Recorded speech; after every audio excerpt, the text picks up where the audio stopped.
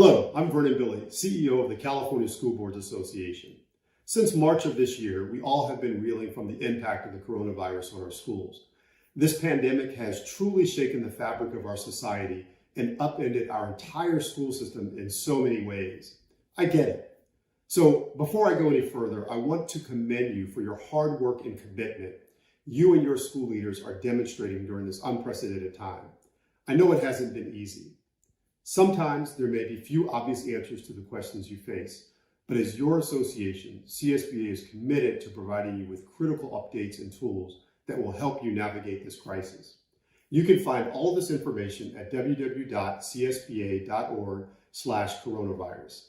That's a special webpage we've built to capture crucial information for schools confronting COVID-19. I encourage you to visit this webpage and take advantage of all the resources on the site.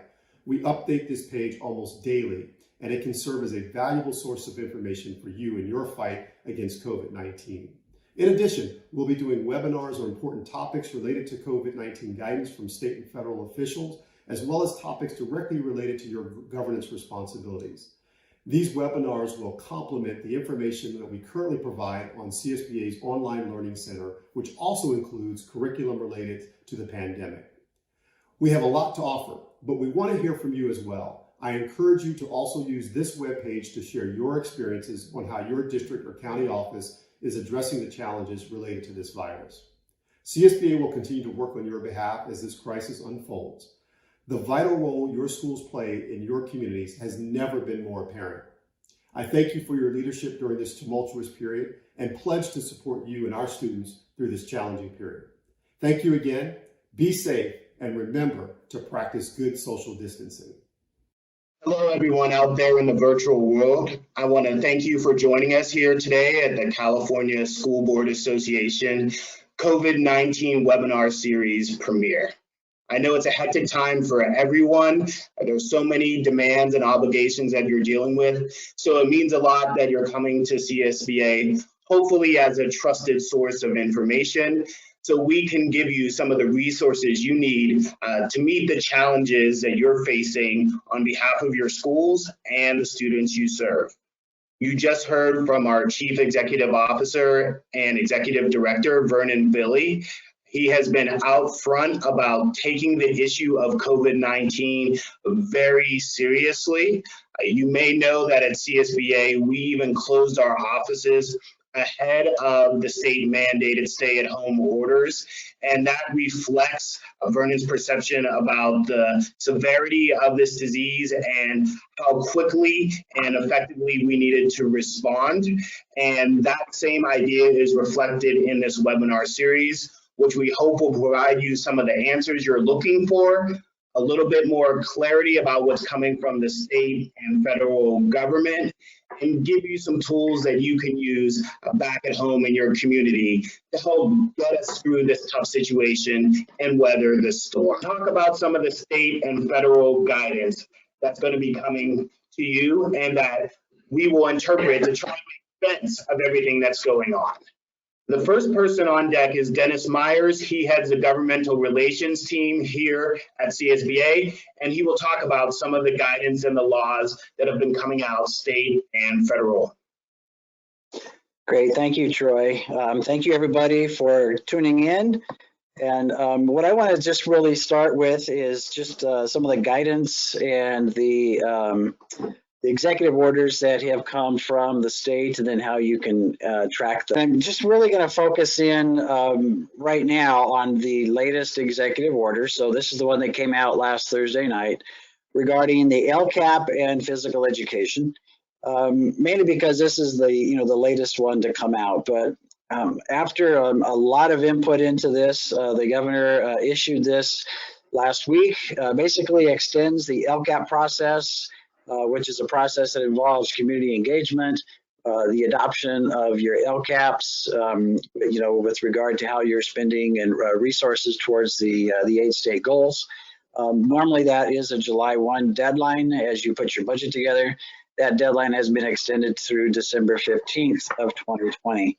In addition to that, it also waives the regular budget review process that then, so if a school district adopts its LCAP, the County Office of Education has a review for a county board of education. Once they adopt their LCAP, there's a state superintendent of public instruction review. It also waives those requirements as far as connecting expenditures with the LCAP as well. So that's good news because it delays a significant amount of work while all of your staffs are working to implement and your distance learning, and also prepare for summer programs, and then also for the fall. In addition to that, now to replace the July 1 deadline of an LCAP, the state will then require something hopefully that turns out to be a lot less than that, which would then be a written report that explains some of the changes that you've made to your program in relation to the COVID-19 crisis. So, we've got it on very good intelligence that the intent is that document be 2 to 3 pages. But as you know, those of you who were around at the beginning of the LCFF, the original LCAP document was intended to be 6 to 8 pages. And usually the 6 to 8 pages now for an LCAP, the typical one is like the table of contents. So we have a little bit of work to do between now and the time that a state suggested form is released for you and your staff to use. But really the intent is that will be a very simple, short summary of the actions that you've taken during COVID-19. Again, this is intended to provide relief in this difficult time of a lot of the administrivia that comes with the LCAP, because these are not normal times. But then in addition to that is to then just at least provide some transparency immediately for your parents and your community. The other thing that this executive order also does is it waives the PE requirements for the number of minutes that you offer your students. As you recall, that has been a contentious issue for several years now. But also this executive order relieves districts of the physical fitness testing requirements along with that as well. Again, this is the latest of a series of executive orders and guidance that's coming from the state. We wanted to kind of focus your attention on this one as the latest one. Next slide, please, and we can kind of summarize the past ones that have come out. What we did here, instead of just going through all of these, you know that the executive orders have been coming out since early March. The first one being just that, was the executive order that schools are going to continue to get funding so that they can pay their employees. And then others have come out to a suspension of testing and then childcare. So those are listed here. You can find these if you just Google these numbers, executive order in 2620, you can find out more. But we didn't want to cover things that are pretty much well known already by staffs and by most school board members. But there is more to come. I think that you're going to see more executive orders through this next season, I will say, especially as the governor starts looking at reopening the economy. There's going to need to be things that he recognizes that are going to have to be implemented quickly with regard to reopening of businesses and provision of protective gear, things like that, which I think some of that will also then trickle down to schools. Next slide.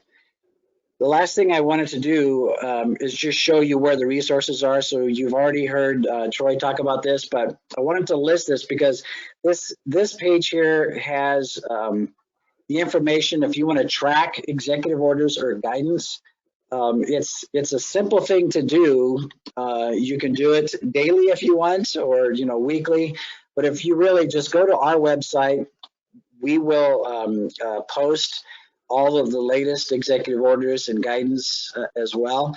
But if you also then want to look at the agencies that are speaking directly to schools, obviously the CDE website, they have a coronavirus button on their website.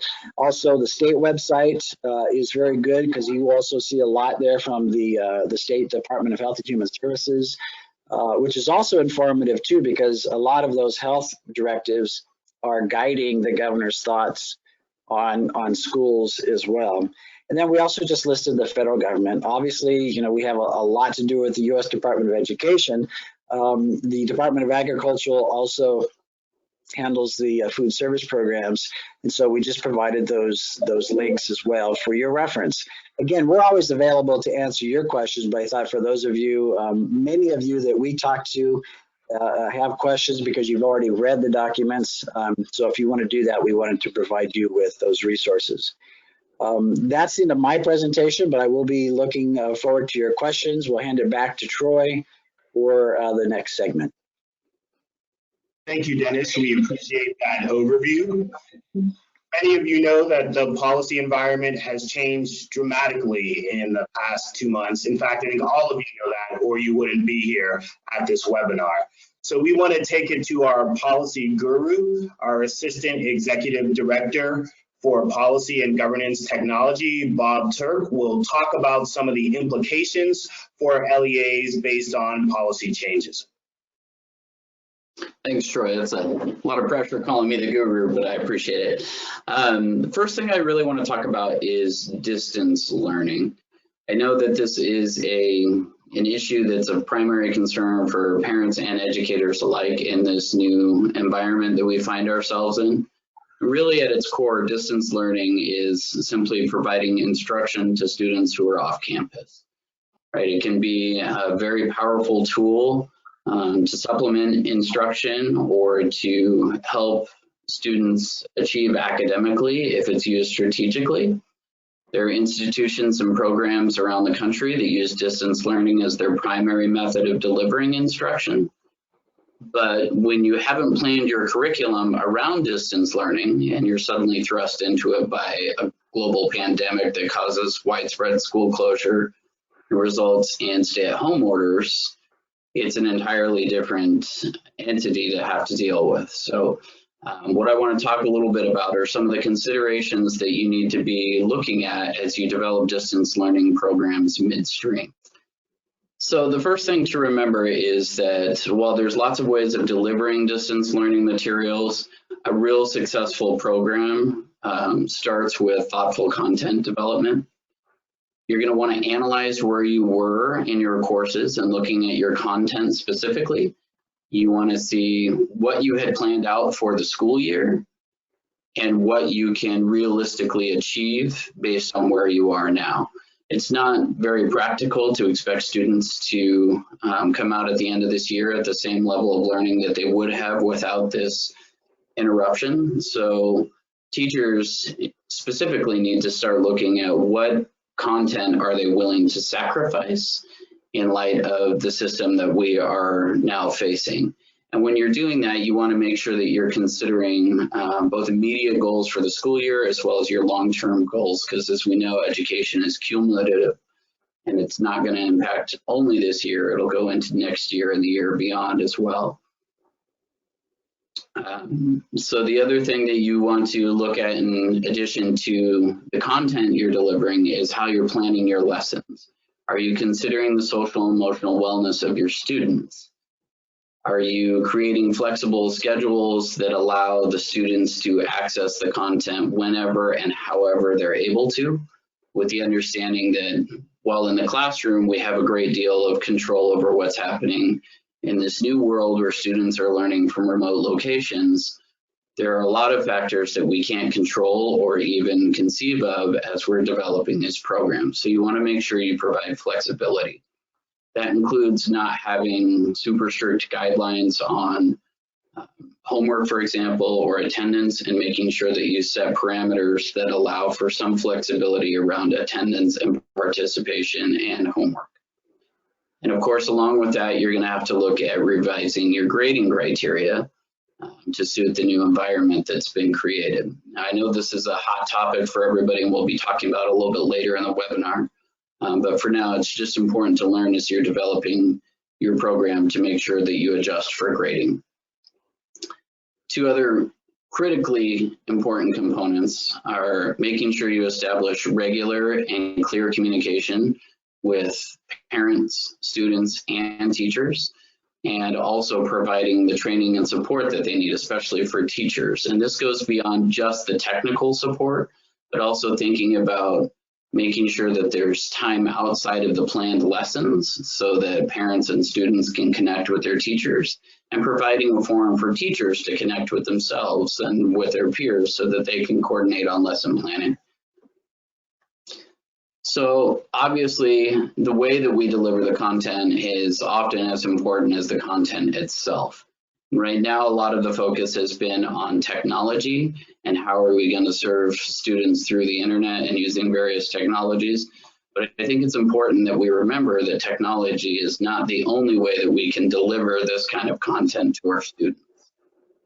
For example, my son's third grade teacher she's set up a window of delivery to provide instruction. She's bringing materials around to all of the students, giving you sort of a window of delivery, much like the cable guy might give you before they show up to your house, so that the students get the reading materials they need or the materials that they may not have access to at home. I know that there are other science programs here in Sacramento who have set up delivery exchange sites on their campus where parents will drive through, announce the name of their student, and then a teacher will use one of those mechanical plastic claws to hand them a plastic bag that holds all of the materials they might need for their science experiments. These all obviously present their own challenges, but I think that it's critically important that we remember that technology is not the only way we can deliver distance learning, particularly given that in California, 1 in 5 students lacks the resources they need, whether it's internet connectivity or devices, to effectively have online distance learning. This pandemic has really shined a light on the crisis of the digital divide, and 50% of the low-income students in California and 42% of students of color are really suffering without the ability to have the resources for online distance learning courses. I think the other thing to consider and remember is that equity isn't just a matter of economics and race, especially when we're looking at distance learning. As Kathy will talk about a little bit later, we need to also make sure that we're mindful of special education students, as well as English language learners and other groups that may have larger barriers to their educational needs in a standard classroom environment, let alone through this distance learning module that we're now looking at. You want to make sure you're looking at sort of the continuum of options and considering the resources that you have in place, whether that's hardware and technology, being mindful of things like software licensing, your own bandwidth and ability to broadcast, be it from a teacher's home or from the district offices, as well as your physical capabilities. Do you have teachers who can do deliveries? Do you have locations on campus where you can set up an exchange for a drive-through exchange of physical materials if need be? So these are all things that need to be considered in developing the distance learning program. But I think we all know that regardless of how you do it, you're going to need some help and some resources on this. So with the next slide, please. The state's done quite a lot of work in this arena to help out. Obviously, there's more that can be done, but here are a few things that the state has done already to help out with this regard, starting with a collaborative framework that both CSBA and CDE and several others endorsed. This was a working group brought together of teachers, administrators, school board members, other staff to deal with employment and labor issues at the outset of this crisis so that we could really focus on how to deliver educational content to students through whatever means possible, including distance learning. The governor's set up several private partnerships with business leaders, corporations, and philanthropists, which resulted in 70,000 plus laptops, Chromebooks, and other devices being delivered to help bridge the gap and make distance learning more accessible. Those gifts are being deposited into the California Bridging the Digital Divide Fund, which allows the state to do bulk purchasing and distribute those resources to schools and communities in need, with the focus being mostly on rural and low income communities out front. Another thing that's happening is the California Public Utilities Commission has committed $25 million from the California Teleconnect Fund to help schools get a discount on services with participating carriers of internet services, as well as an additional $5 million that's been proposed from the California Advanced Services Fund to help with the purchase of computing devices and hotspots. And on that last one, I think it's important to note these are ongoing programs, but this last one has been extended. Their deadline had been in April, and now they're allowing applications through May 4th. So if you haven't already, you might want to visit their website and see if there's any available resources for your district there. One of the more interesting and creative solutions that I think has been proposed is coming from the California State Transit Authority. They've set up a pilot program with the city of Sacramento that will begin May 1st, where they're going to take, I believe it's 7 transit buses that they have transformed into sort of mobile super hotspots. These buses will be parked around the city at various locations for 4 to 8 hours, and they broadcast an internet signal up to 500 feet away from the bus to allow for sort of hotspot terminals for community access to the internet. So assuming this program works well, I think the intent is to roll it out across the state. I don't know the exact location of where the buses will be parked. That hadn't been announced at the time I last looked into this, but I think it's something that you might want to look into if you're in the Sacramento area to help test that pilot program and see if we can get that launched across the state. Then of course, there's the Closing the Digital Divide Task Force that was set up by Tony Thurmond and co-chaired by Senator Connie Lee, Leyva.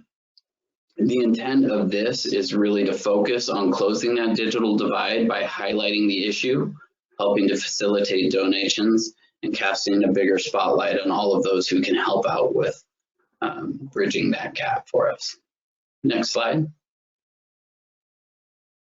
So we've kind of talked about what goes into the background of a distance learning program. I want to talk about grades and testing and college admissions. We know that these are real big hotspots right now. We've been getting a lot of questions and comments around grading specifically, a lot of concerns around the equity of the grading issue and how it is different across districts throughout the state. I think one of the things that we need to consider and always remember in this is that grading has always really been a matter of local control to a large extent. Districts can, through their own policies, usually it's board policy 5121, establish the system of grading, and then teachers within the district have sole discretion to assign grades within that system. So by its very nature, our grading system is set up to be not necessarily inequitable, but uneven across districts. For example, one district might assign weight to plus and minus on the grades. So that might change what the GPA calculation looks like. Others are more liberal with respect to pass-fail grading. And a lot of districts will change how they're going to have attendance impact grading. I can tell you from having worked with several districts and having had our consultants work with several districts on their policies throughout the state over the many years, that grading is often one of the policies that is unique in each district and tailored to their specific local needs. But that doesn't change the fact that we're getting a lot of calls for some statewide guidance on this issue. So one of the things that CSBA has done is we put out a sample resolution on grading during the emergency closures. Rather than look at a specific policy change, what we wanted to do is focus on the reality that hopefully this is going to be a relatively short-term disruption to our education cycle. Though we obviously don't know the full extent of these closures, we want to be mindful that when you change a policy for the short term, you're going to end up having to change it back at some point. We also want to acknowledge the fact that this really is a unique local process. And so we developed a resolution to allow districts to suspend their current grading policy and enact some new practices for this short-term period. It relies on guidance issued by the Department of Education. They've got a website that lists out all kinds of different options that you might consider. And so we tried to build that into the resolution. The resolution's available on our website. It's also available through the Gamut online website. You don't have to be a Gamut subscriber to access this. We want to make sure it was available for everybody. So please take a look at that if you haven't already. If you need a copy, I'm sure that you can email Troy at the end of this, and we'd be happy to send a copy directly to you. So while I can't answer all of your questions direct to grading in your local district, there are some questions that I can give you specific answers on, and so I want to cover a couple of those here really quick. And then at the end, we'll open this up, as Troy mentioned, for questions and answers so that you can ask specific questions. So the first one that we've gotten some early on questions on were, can districts implement alternative grading systems mid-year for 1920? And the answer to that is absolutely yes. You can use something like the resolution to suspend policy and enact new procedures for grading. And again, I encourage you to do that with this distance learning environment to reflect the realities of what your students and teachers are facing. Another question we get is whether or not there's any consensus on what that looks like. Should we be going to pass fail? Should we be doing hold harmless? And I don't think there is a consensus on that. Those are two of the more popular options that we've been seeing, both the pass fail and the hold harmless, where students are allowed to increase their grades, but they're not going to be penalized and their grades won't go any lower than they were. These are real popular options. They both have their pros and cons that I think people need to weigh. And one of the questions we also get is, if you go to pass, no pass, then what kind of impact is that going to have for your students moving on into the UC system? Theoretically, and I'll talk about this a little bit more in a few slides, but theoretically, it should not harm your students to go to pass, no pass grading with respect to their A through G requirements and their admissions to the UC system. Next slide, please. So along with the grading, obviously, comes homework. And while districts do have flexibility with respect to how attendance impacts grades with respect to unexcused absences, when it comes to excused absences, Education Code 48205 and Board Policy 6154 make it really clear that students must be given full credit for makeup work that is satisfactorily completed within a reasonable period of time, and they shall not be punished for absences caused by the school closures. So I think that that's a pretty clear directive, but there are two variables in there that you need to think about at the local level and that are going to be impacted by your choices around distance learning. Namely, what does satisfactorily completed mean, and what is a reasonable period of time?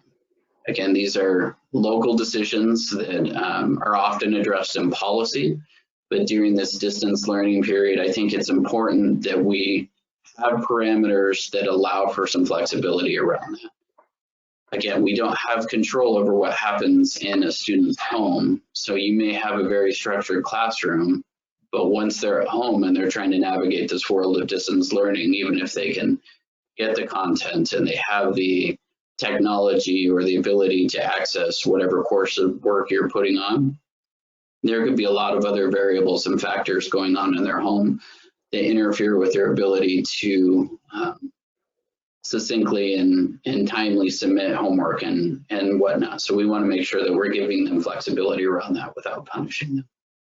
Next slide. Then we move on to testing, and Governor Newsom early on suspended this year's required testing for our K-12 schools, which was a very important move considering the disruption in where they're at in their educational programs.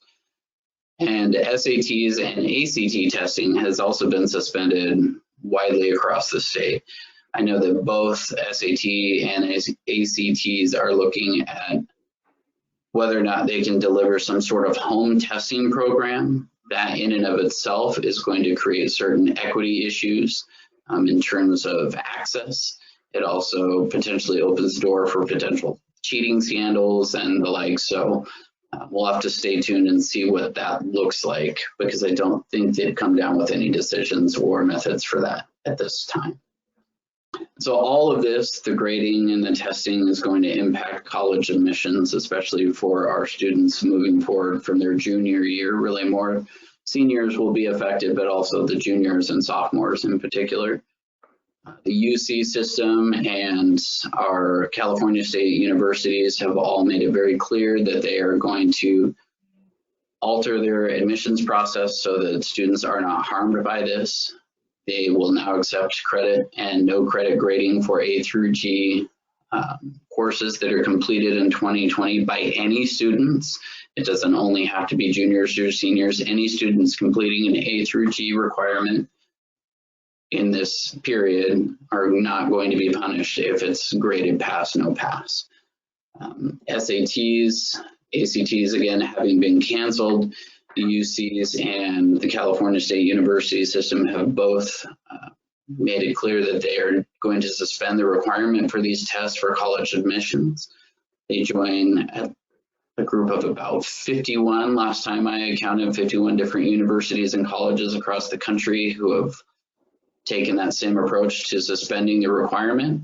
Again, this is a local decision to be made by the universities. Some are state run, some are private, and they're all taking a little bit of a different approach to it, whether they're going to suspend that and waive the requirement or some are making it optional. It's going to depend on each university. So I think in a lot of ways we're left with many questions still at this point, but hopefully these are some tools and some advice that'll help you guys as you're developing your distance learning programs and thinking about what you're going to be doing with grading for this time period and potentially in the future, depending on how long these closures last.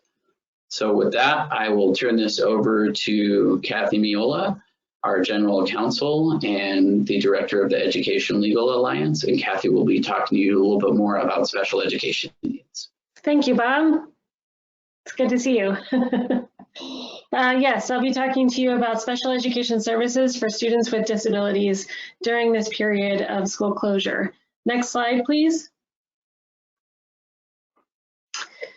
So as Bob mentioned, and as Troy mentioned, and Dennis, the local educational agencies have been asked to provide high quality educational opportunities through distance learning. And what I want to talk to you about is distance learning and FAPE, the free and appropriate public education that is the requirement of the IDEA. So with regard to distance learning, local educational agencies should focus on serving each and every student, and that provision of services must be consistent with the protection of the health and safety of the students and staff. And so with regard to distance learning, special education and related services can be provided through distance learning, such as virtually, online, and telephonically. Where technology itself imposes a barrier, educators may provide equally effective alternative access to curriculum or services provided to other students. So what you want to look at is your distance learning program. What are the services that you're providing to students through your distance learning program, and then provide equal access to the extent that you can to students with disabilities as well. And you want to make an individualized determination with parent participation. So as Bob mentioned, frequent and regular communication with both parents and students, and developing a communication process, and then reviewing the delivery of services with staff as well is what is required during this time. Next, one of the questions we've been getting is whether or not IEP amendments are required. And the California Department of Education put out official guidance indicating that IEP amendments are not required to provide services away from school. Now, what this means is that because schools are closed and are providing distance learning, if you can provide IEP services through distance learning, then you do not need IEP amendments, okay? and you are required to provide the services that are listed in a student's IEP to the greatest extent possible. However, as you know, some of those services may not be able to be provided through distance learning.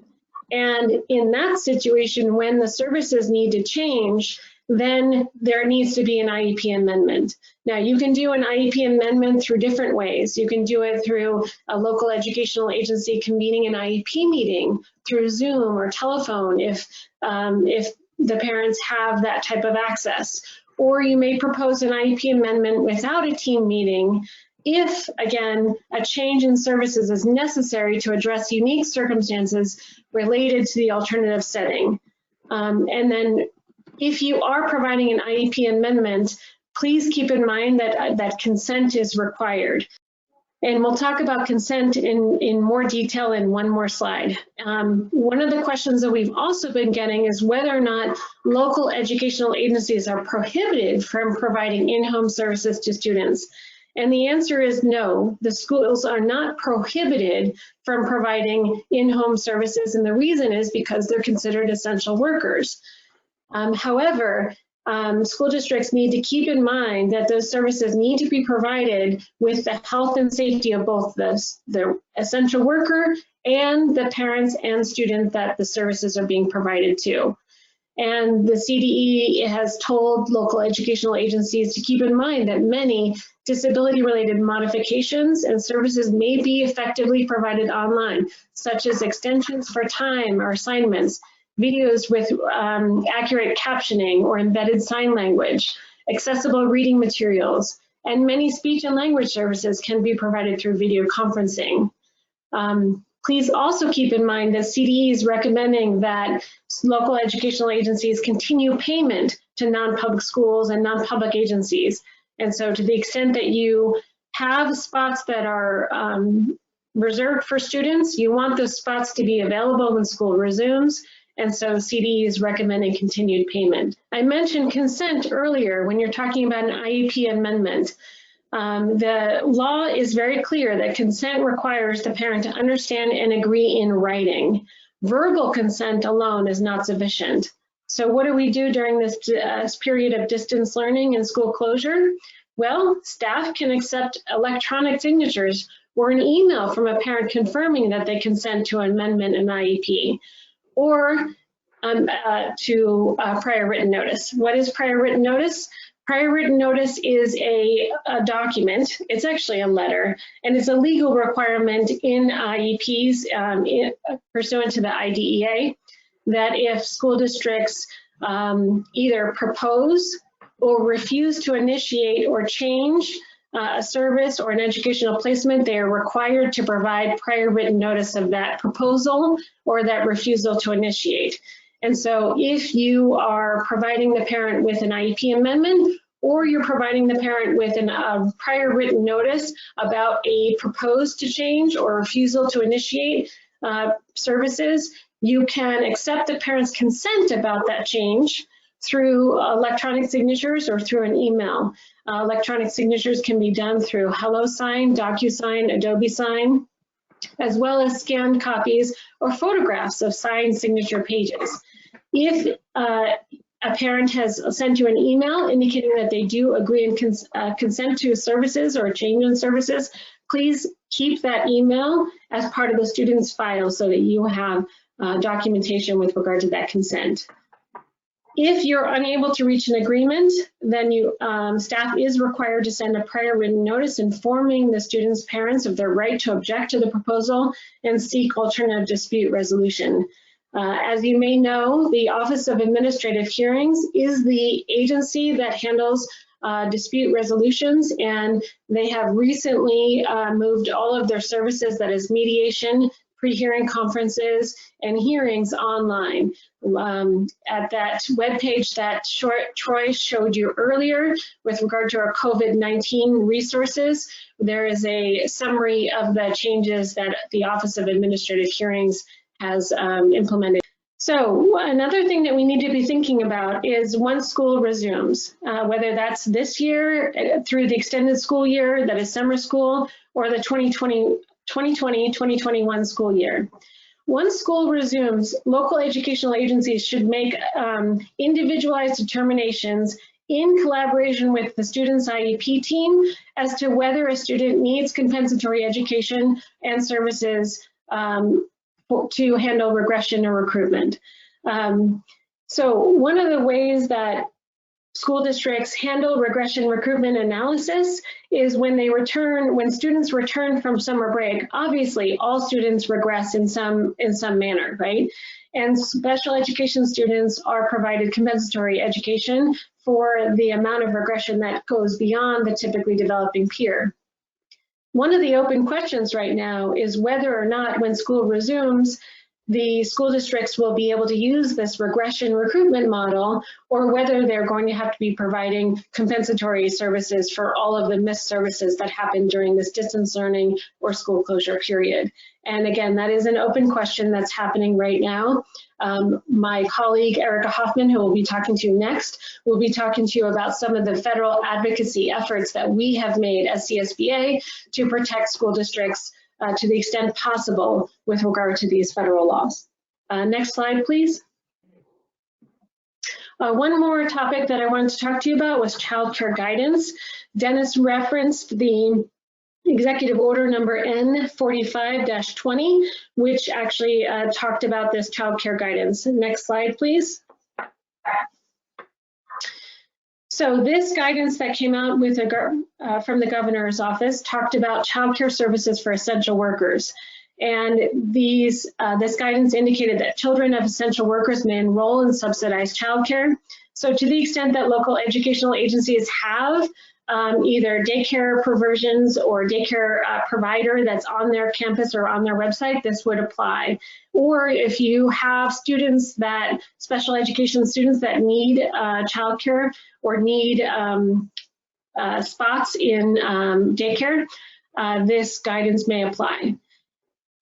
The guidance indicated that if a family works as an essential worker and they need childcare to perform their essential work and they're not able to complete their work remotely and their assets do not exceed $1 million, then they are able to enroll their children in the subsidized childcare.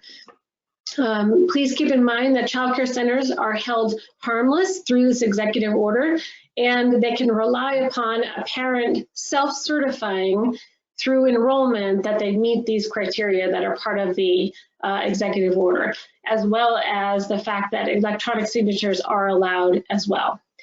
Another two categories of children that are able to enroll in the subsidized childcare are children that are at risk of being abused and either receiving services through Child Protective Services, or foster children, or children of parents who are homeless or domestic violence survivors. And then finally, contractors may also enroll children with special needs if their IFSP, their Family Service Plan, or their IEP provides for early learning care. This time I'm handing it off to my colleague, Erica Hoffman, who will be talking to you about federal activities. Hi, Erica. Hi, thanks, Kathy. Just want to say welcome, and welcome to the land that is federal. There's a lot of stuff going on at one level. There's fewer things going on at another level at this point in time. You could flip to the next slide, please. Currently, right now, Congress has passed 3 stimulus bills. The first one is dealing with some supplemental funding for preparing and response to the coronavirus. A lot of that went to medical. And then you've got the 2 others. There has been conversation about a 4th bill or a 5th bill, depending upon how you count it. But I will go through each of these and kind of give you just a little bit of information of what's going on with them all. If you could turn the slide, please. So I said the first COVID bill, HR 6074, this deals more with the medical and small business pieces of coronavirus and the impact that's had. None of this funding really came to education. However, it did go to local communities and to states, but most of it kind of went for the vaccine development and some of the PPE issues. The next slide. The second bill, 6201, this is the bill that provided most of the public health. It provided nutrition funding, so schools were able to get some of that funding. It provided new paid leave requirements, enhancements to unemployment, but it was only about, it was $3.5–4 billion. Congress just recently, in fact, last week, finally passed, the president did sign what I tend to call COVID 3.5.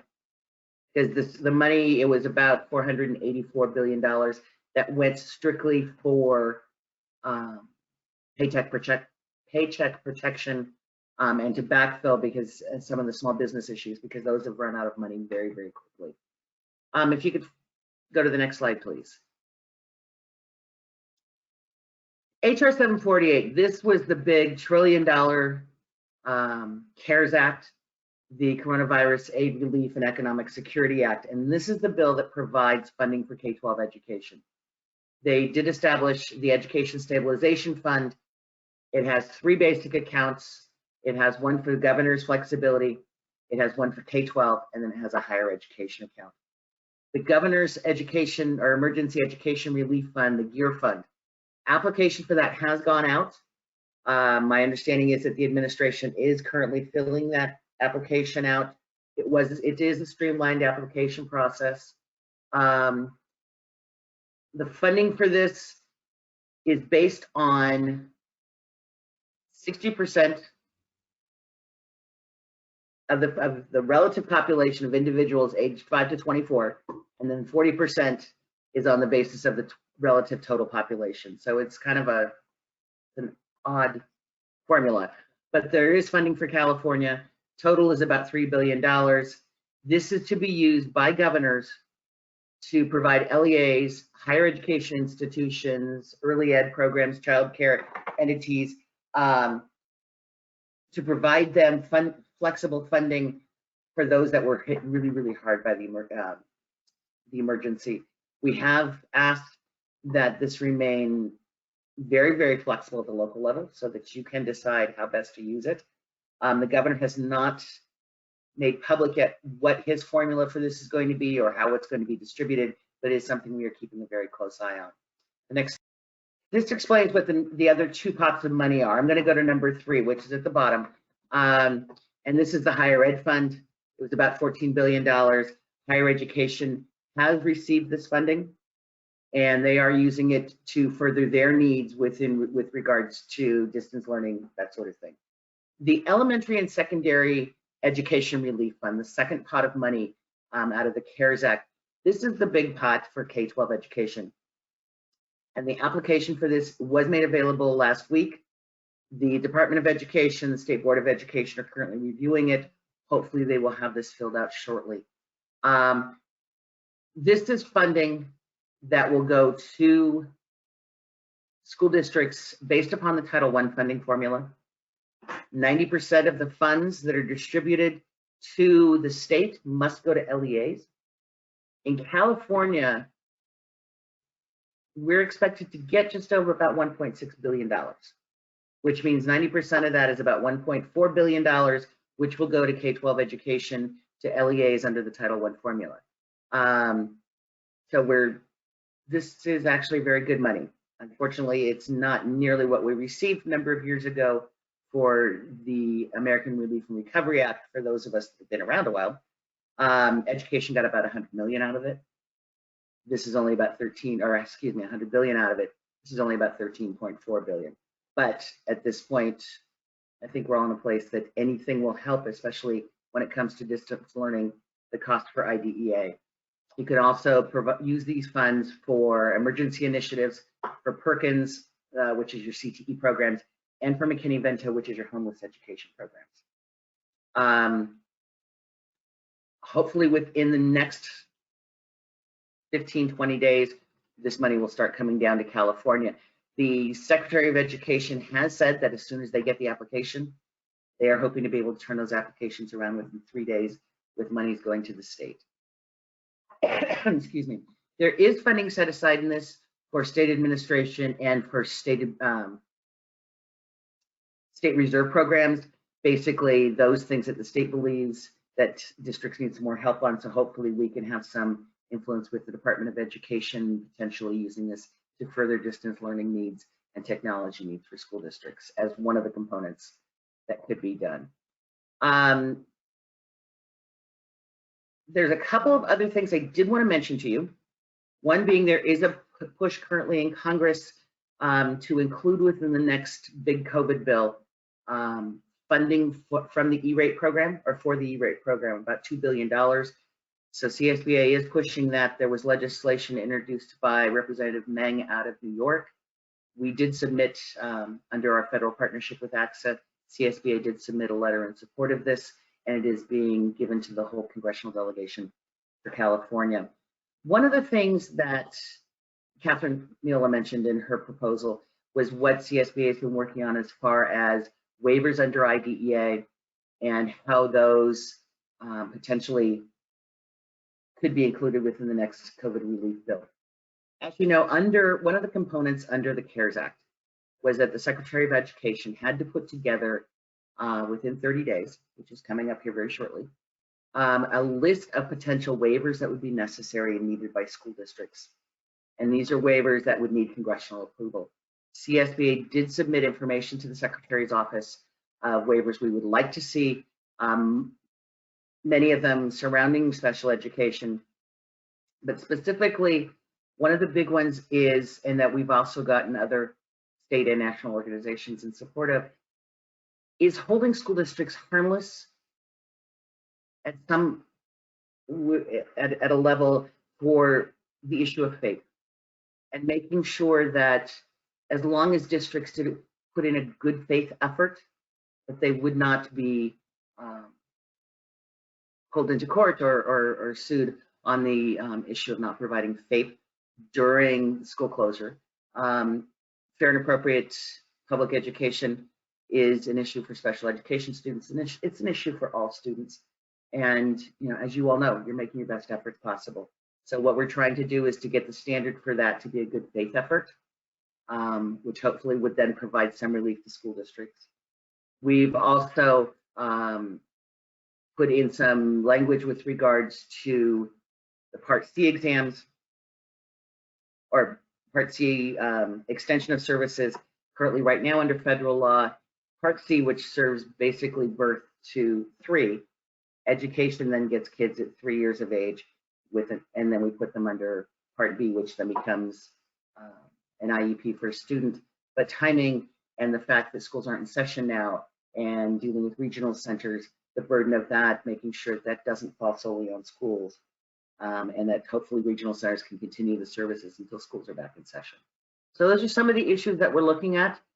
We appreciate everything that you are doing, and we appreciate hopefully getting some more relief for schools from the federal government. Troy, I'll turn it back to you. Thank you, Erica. I appreciate all the contributions of the various presenters and trying to demystify a lot of the questions that people have. I know that everyone's seeking clarity. It's not possible to break down every complicated issue in the span of an hour, but I think our presenters did a good job providing an overview and touching on the major issues that we've been hearing from our members are complicated for them to address. And we're going to try and dive down deeper into some of these critical issues during the Q&A session. So before we proceed with the Q&A, just want to go over some of the steps to participate again for those who may not have been here at the outset of the webinar. You can participate in Q&A by using your dashboard, which should be on the side of your screen. Navigate down to the gray bar that says questions. If it looks like it's collapsed and there's no space for you to type, you need to click on the question bar so the arrow is facing down. This will open up a white text box. You can type in that box and hit send just as you would for an email or a text. We've been collecting some of these questions throughout, and there are quite a few. We're not going to be able to get to all in the next half hour or so before we have to adjourn, but rest assured we will get back to you, and you can always submit questions, as we said, at csba.org/coronavirus using the portal there, and we will respond to you directly via email and post those responses on the site. So with no further ado, we'll dive into some of the questions we've received. And we're going to focus in this session more on the ones that have a concrete answer that we can get to and answer definitively. If you have more elongated questions that are going to require back and forth, we'll probably reserve those for a later date. So going into the questions, probably the one that came up the most relates to finances. One person said that budget outcomes for 2021 are looking bleak, and with continued declining enrollment and lost revenue, what do you anticipate will be the financial situation for school districts? That's a big question. There's a lot that's left unsaid at this point, but I'd like Dennis Myers, our head of governmental relations, to tackle that. You know, that is a good question, and I know that that's probably one that everybody wanted to ask. At this point, you know, we know that we expect that state revenues are going to be declining somewhat. And because of the way Proposition 98 interacts with state general fund revenues, we expect that on the natural that the guarantee will dip as well. Not sure by how much yet, could be by, you know, a few hundreds of millions up to a few billion. Our strategy is, and you'll be seeing this in the next few days, is to really push the state legislature and the governor to fund schools based on, you know, what you're experiencing now through the COVID-19 crisis, not only what you've experienced since March 1, but what you're going to need through, you know, to finish out this fiscal year and then to reopen in the fall. We know your costs are going to be a lot higher than they are right now. And that's, you know, you put that together with, you know, legislators who typically just let the 98 guarantee do what the 98 guarantee does. So our push is going to say, governor, legislature, we need at least the January budget, full COLA, and then reallocate the money that the governor proposed to distribute to various programs, put it out to LEAs on a per EDA basis, really press that because of the needs that you're going to have from this point forward. In addition to that, really pushing for you know, investment in technology and infrastructure, which can be a bond, could also be a general fund allocation, but just pressing hard on the fact that you have these needs now, that what you're doing now and what you're doing over the summer, what you're doing in the fall is not normal. And it's going to be costlier with how you teach, how you clean, how you social distance, how you supervise students. All those things are going to add to your costs. So we really, really have to press that. But as of right now, you know, we've been asking this for a while, and how they respond. The state's going to be under a lot of pressure, but we really have to press the issue that reopening schools are key to reopening the economy. And I think we can be successful with that demand and with that ask, but it's going to require all of us to be pressing that over the next few weeks. Thanks, Dennis. While you're in the flow, I'll hit you with another question. People are wondering how the COVID-19 crisis will affect legislation and what, if any, relevant bills they could expect to see in the legislature. Well, the first part of the question is the legislature is starting to focus more on COVID-19 legislation. So we've heard legislators dropping their entire legislative package, which for the most part, I think less legislation is better.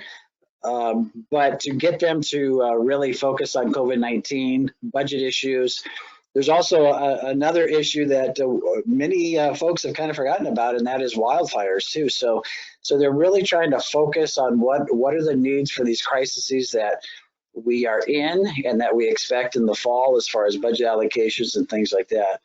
And so, you know, we'll see the legislature potentially, you know, they're still planning on coming back on Monday the 4th, holding budget hearings, things like that. But their focus really is going to be to get us through this crisis and then also some resources for some of the wildfire season that we know is going to start hitting here in the next month and go through fall. So fingers crossed that is going to happen. and that legislators will drop all of their bills to really just focus on the handful that are needed to carry out not just what schools need, but what obviously other local governments and what state health agencies are going to need as well. Great. The next question is for Erica and Dennis together, I would say. And the question is whether the ESF will require legislative action as far as distribution, or whether the governor himself can determine that. Under the GEAR program, which is the governor's part of the ESF, that is left up to him to make the decision of how it is distributed, what the priorities should be. The only thing Secretary DeVos has requested is that governors do consider keeping the money extremely flexible. Under the elementary and secondary education piece of that fund, I don't believe it requires state legislation, as it's laid out within federal law of what the uses are and how the funding should go out. I think it just basically will be a pass-through under the formula, Title I formula, from the federal government to the state, and then the state to the local districts. Part of the application, though, you will have some reporting that you, as districts, you're going to have to do back to the state, and then compile that up to the federal government, basically how you spent it, what your priorities have been on spending it. But I know that they're trying to keep it as unencumbered and unencumbered a process as possible. Excellent. Thanks, Erica. Similar concept, but more focused specifically on distance learning and the resources and infrastructure schools provide students. There's a question related to the donations that have been announced by the governor, the 70,000 hotspots it was, I believe it was, as well as the Chromebooks, and how those will be distributed. Has the state government provided any information or insight on that? Well, we've been talking with the Department of Education. I think many districts right now are aware of the surveys that have gone out. We certainly did one as well. FCMAT did one. Department of Education is calling all the respondents to check and verify the information. But I think if you go back to the governor's announcement, those were going to be prioritized for small and rural areas. So I think that is kind of first call on those. But to give the governor and the first lady credit, they've been on the phone constantly getting more and more companies to donate more hardware, more software, more hotspots. What's actually it's sadly amusing is that much demand all at once. Those hotspots are on back order until like mid-May, and we're saying we need these now.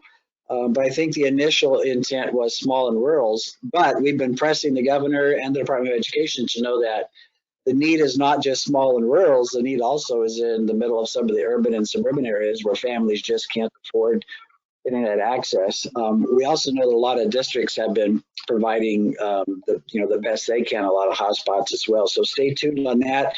We're trying to get more, find more, distribute it far and wide, and hopefully we can get this, not we, but the state can get that done in the next few weeks. Thanks, Dennis. That's encouraging to hear. The next question relates to labor management relations, specifically the process of negotiating MOUs.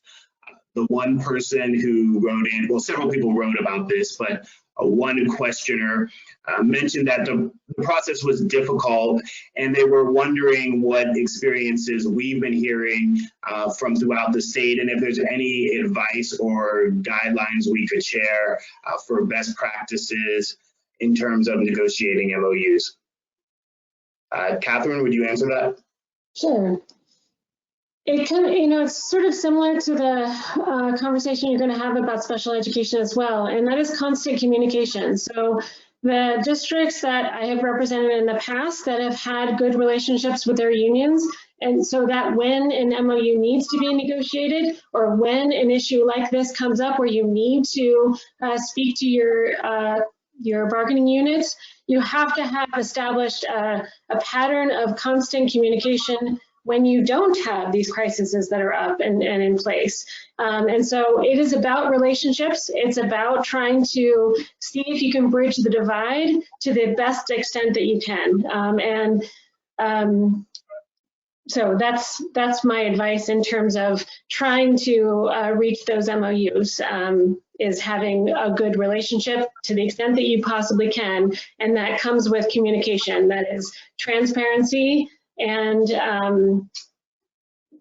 constant communication with your labor partners. Dennis, Bob, I don't know if you wanted to add anything more to that. Well, just in the calls that we've been having around the state through our pacers with delegates, board presidents, and others, it's a mixed bag. I think overwhelmingly what we're hearing is that the MOUs have been negotiated very well, very easily, and I think that gets to what Kathy talked about, is the relationships that had already been established before the crisis. But we still also hear of places where it's not going so well. Not to point to any one labor group, but sometimes it's contentious, and whether that's the fault of labor or a lack of a great relationship, we're not sure. But overwhelmingly, we're hearing things are going fairly well, but it's those one-off situations. My only advice is do the best you can, and two is talk to districts around you to see, and county offices around you, your friends around you, to see how their negotiations are going, to see if you can gain any information. Thanks, Dennis. So we had a couple questions related to attendance. One person was curious what attendance might look like if we're still in a primarily distance learning mode when school resumes. Bob, do you have any thoughts on that? Yeah, I think that's a really good question, and attendance is going to be a huge challenge with distance learning. I know in the LA area, there at one point were some 15,000 students that we hadn't even heard from, so we don't know, are they trying to do distance learning, or are they just checked out for the rest of the school year? We're not sure. So attendance will definitely be a challenge, and especially when we have a system that is designed around average daily attendance for funding, it's going to become more of a central component to look at. But one of the things that I've heard from different districts and board members is that they're trying to establish a way to reach out and connect with students that they're not hearing from directly. Obviously, that takes a lot of resources to do that, so it's a little bit of a challenge. But without having a consistent and a statewide method for students to check in with their schools, it's going to be one of those things where we have to play a little bit by ear and really do at the local level, not just at the district, but at the school site level. Great, thanks for that. And then the second related question was whether you could use homeschooling or blended learning blended learning models to help with attendance and account toward ADA. Is that something that you've heard? Absolutely. Distance learning and blended models makes a lot of sense. Homeschooling is a little bit different in the sense that homeschooling is not necessarily provided by the district. It's usually provided by the parents or the guardians, right? And so there are actually some different requirements around ADA for that. For example, if you are homeschooling students, then the fire marshal can come and check in on your facilities and your home environment to make sure it's safe and appropriate for education. That's a little bit different than distance education and distance learning, where we're taking students out of their classroom environment and teaching them their regular courses at home. So that's another attendance barrier there. Whereas with homeschooling, there is a mechanism where we could go out and have physical contact with them. That's a little bit different from distance learning. All of this, again, is going to be a little subjective because we have social distancing and interactions to consider that way for the health and safety of everybody. So,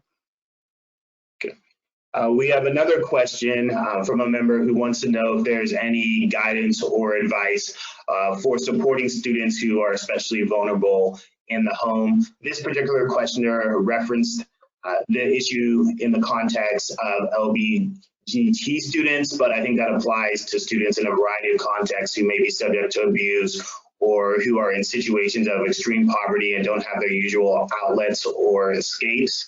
So what can a district do to try and support within the constraints presented by stay-at-home? Yeah, I think that's another great question. Sorry, Kathy. It goes to, had similar conversations with the state attendance review board and some of their staff in the past, and how do we really address issues at home? In that case, it was in the homeschooling context, but now we're looking at it for distance learning. And we have vulnerable populations out there, and we know that there's an increased amount of unreported domestic violence and other situations going on at the home right now, because we lack that eyes on. Even though we're mandated reporters, or many people in the education field are mandated reporters, if they're not having that physical contact with students, it's hard for them to know what's going on. So I mean, Kathy, you can weigh in on this, but I think if you are aware of particular students who you might have concerns about, reach out and see if you can contact them, find out what's going on. And it's going to be a challenge, and that's something we need to address. Yeah, and that's exactly what I was going to suggest. Utilize your resources in terms of your staff. They can make contact just because they're not coming into school, because the students are not coming into school. Staff can make contact to the extent that they can. And then, like Bob said, if there are serious concerns, they can report that still, fulfill their obligations as a mandated reporter as well. And then one additional concept to keep in mind is the social emotional learning component of both distance learning and also when schools resume, right? So you want to keep those thoughts in mind, so that when you resume or through part of your distance learning, if you have social emotional components to that and access to a counselor, whether via telephone or whether via Zoom, or whether you actually provide those services when school resumes, that's something to keep in mind, in particular for those vulnerable populations, no matter what category they fall in. Thanks, Catherine, and thanks, Bob. I think that's very important to keep in mind, not just the academic gaps that students are experiencing, but also the threats to their mental and physical health. So thanks for elaborating on that. A person who submitted a question wanted to know, what options do we have to respond if the state deems it safe to reopen, but students and staff or parents are reluctant to come back to school? How are some ways that you could grapple with that? No, it's volunteering. It's a really good question. Dennis. Okay, well, so in the conversations we've had with state leaders, and then also hearing from school board members, as we know that when school does reopen, let's say in the fall, that it's likely going to have to be some hybrid, right? And part of that hybrid of a combination of distance learning and classroom-based, one, I think, is to address the health concerns, but I think it's also going to have to be meant and designed to address the concerns of those who don't want to come back to a classroom with 30 students in it, or how do you come back to a high school with 4,000 students? So if there are mitigations to make the population on any one day smaller, to really let the practice of wearing masks and washing hands and social distancing, is that ingrained in our culture by then? Those are the things that all kind of have to come together, I think, so that moms and dads and students are going to say, yeah, I am going to go back to school because I feel safe there. And I think we've got some time, and I think you're going to see some conversation coming from the state very soon about how that might look, because it's not just schools that have to feel safe to go back, it's the whole economy. If you're going to open up restaurants, bars, manufacturing, warehousing, do the workers feel safe to go back? In addition, does everybody feel safe sending their kids to school? It's a economy-wide conversation that I think is happening right now, and it's going to get more intense here in the next few days and weeks. The only thing I would add to that, sorry, Troy, the only thing I would add to that is that to the extent that it's a hybrid, we don't know what it's going to look like when we resume, right? But to the extent that there's a hybrid where you're doing some distance learning and you're some doing in person, you need to evaluate what's working well now, right? And try to use this time, not just to provide services to the extent that you can, but also to evaluate what's going well so that you can replicate that across other instances and provide best practices to your colleagues, those kinds of things. So take this opportunity to learn, to evaluate what's working well and what's not working, so that if there is some sort of hybrid when we return, that you have that information to be able to guide the services that you can provide. Yeah, and to Kathy's point, I think that that's a real important part, is this preparation. If any of you have ever attended one of our policy trainings or workshops, you'll know that we're always talking about the time for creating policies before you need it. It's really difficult to react and build policy in the middle of a crisis.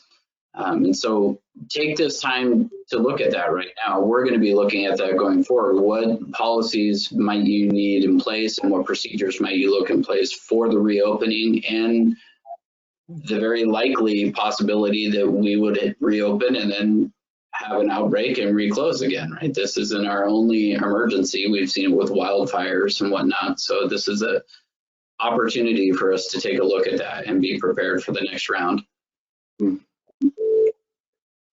Thanks for those thoughtful responses. One of our members wants to know whether teachers and staff who are working from home are eligible for the child care subsidy. Has there been a definitive ruling on that? So in terms of the categories that they are required to fulfill, it says essential workers, and then it says you have to do your job without you cannot do your job without childcare, and then also that you're not able to do your job from home. So, and then your assets are under $1 million. So of those 4 categories, it really depends on whether or not the school district is engaged in distance learning and the essential worker is able to provide or do their job from their home. So I can't really answer the question without the specifics of what's happening in that particular district, but the governor's executive order lays out those 4 criteria to determine whether or not someone's eligible for the subsidized childcare. Okay, so to tease that out a little bit more, in the example presented by the person who asked the question where they are working from home, and that's the expectation, they would probably not qualify in this hypothetical, is that correct? Based on that criteria, that's correct. Okay, thanks, Catherine. One person wants to know whether the county superintendent has the authority to change the grading policy for all ed programs without a resolution from the board. Ooh, that's a good question. The county level, at the district level, it would depend on whether or not they had the policy enacted that gives the superintendent the ability to make emergency decisions in the absence of policy, which most of them do. At the county level, it's going to depend a little bit on their county structure and whether or not the county sup is elected or appointed, I would imagine. So my gut instinct, and Kathy, you can respond to this, we might have to look into it a little bit more, but yeah, I would think that they could go ahead and do that without resolution from the board. Yeah, so one of their duties, one of the county superintendent's duties is to superintend the schools. So of course that's not defined, right? And so it would really depend on whether you feel like superintending the schools within the county includes changing the grading policy. You know, I think that would have to be the opinion of the legal person that's supporting that order or that directive. One more for Bob. This revolves around public comment at board meetings. And for those who are interested, we'll be taking a deeper dive on this topic on Friday at 1 p.m. when we have our webinar devoted to the Brown Act and open meeting. But for the purposes of this interview, the questioner wants to know if they only allow emails for public comment yesterday but didn't receive any during the meeting, are they still upholding their obligations? So just to make sure I'm understanding the question, they're allowing questions by email but did not receive any during the meeting itself. Yes, email is the only channel or forum by which they are accepting comments. Is that permissible?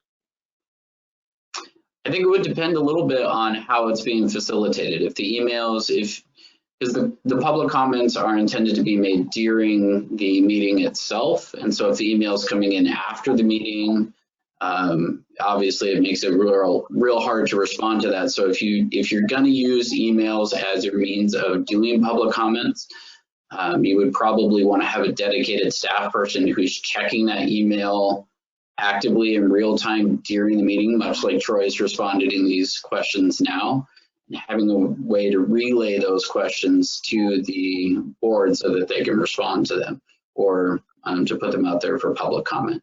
Kathy, do you have other thoughts on that one? Or? No, I agree with you, Bob. I would say that the executive order that allowed the board meetings to meet virtually or electronically indicated that there has to be some way for the public to comment, whether that's by electronic means or an email is sufficient for that, or by telephone. I think you have to give those options to the public so that they're able to comment on the board meeting while it's in progress, like Bob said. So that requires someone to be monitoring that email as the emails are coming in so that the comments can be relayed to the board members. Otherwise, the purpose of public comment would not be met. Great, thank you for that. We have a few more questions. One person wanted to know what we've heard about how districts or county offices are engaging their constituents, students, staff, and parents in the decisions that they're making. Obviously, it's much harder now when you don't have as many points of contact. So in this remote learning world, remote interaction, how are districts communicating and engaging public in these critical decisions? So I'm aware of some superintendents that are sending weekly updates to their community. And then also I presume, although I'm not personally aware of this, I presume that some other superintendents are recording videos just as the governor is doing. So the governor is providing an update at a particular time relative like during the day, right? So that people know where to go and where to get that information. And that allows the public to know what's happening, to be able to go to that location and get the information. So similarly, superintendents and or board members should be providing some sort of regular communication to their constituents so that parents know what's happening and what decisions are being made. And that way you can develop this relationship that we're talking about in terms of constant communication. I can say that working in a communications role, I have seen many of my colleagues throughout the state who are working on a district level really put a lot of emphasis into communications and keeping people involved. Unfortunately, most of these means are electronic, so there is a little bit of a disparity in terms of who is able to receive those messages and participate in the engagement. To some extent, that's inevitable given the resource disparities that exist. But some districts are trying to overcome that by dropping off paper packets or newsletters or updates, in addition to social media, email, videos that are going home, trying to keep people engaged. So I do think many districts are focused on this issue, but the restrictions they're operating under prevent them from working optimally in terms of keeping everyone engaged. So it's definitely something to focus on, and all the more reason why getting resources to all people to participate in online activities is an equity issue and a performance issue for schools and for families. So that's something that CSBA will continue to concentrate on. Another question came in. I think Troy, sorry, I've seen districts repurpose sort of their emergency call systems, right, for your school closures, maybe a snow closure, that kind of thing, to send out messages. I know San Juan Unified's been doing that regularly for a long time, using a call-based system to notify families of important information, and they've really taken advantage of that during this particular crisis. Yeah, the auto dialer system, I'm glad you raised that point, is a very good method since most people do have cell phones. That gives you a chance of reaching people who may not have an active internet connection. And one tip when you are using the auto dialer system is to try and make sure that prior to being in a crisis situation that people have that number unblocked so that you can get through and it doesn't get caught up in the robocall screens that prevent districts from communicating with families that way. Another question came in, and I think this is similar to the one that Bob and Catherine answered about superintendent powers vis-a-vis the board. But just to make sure there's not a nuance here we're missing, the question says, a district superintendent changed the grading policy without a board vote. Does the board need to vote on a resolution first? Okay, so that's a different question than what we were posed before. The question that we were posed before was that the county superintendent and the districts within that county, right? So this is regarding a district superintendent and a board. And Bob can talk about this. There is a board policy that allows the board to delegate its authority to the district superintendent in certain circumstances, including emergencies. And then Bob, do you want to talk specifically about our policy that provides that guidance? Yeah, so you'd want to take a look at board policy 2110, I believe is the right number on that. And it is a delegation of authority, but what it basically says in there is that the superintendent has the authority to act in the absence of policy or in circumstances that constitute emergencies. It doesn't give them sort of a carte blanche blank check to go out and do whatever they want. They still need to report back to the district in a reasonable manner and let them know what decisions were taken, so the the board can either ratify those or say, well, we appreciate your efforts, but we're going to take a different approach on that. So it doesn't just open the floodgates, but that's the policy you'd want to take a look at. For most districts, I believe most districts have adopted that one, but I'd have to do a little research on that to say for sure. And sorry, just one more thing, Troy. This is also a good opportunity to make sure that your governance team, that is your board and your superintendent, are working together well. So this is one of those areas where the board may have delegated some authority to the superintendent, but the superintendent needs to let the board know what is happening, and they need to come together as a governance team.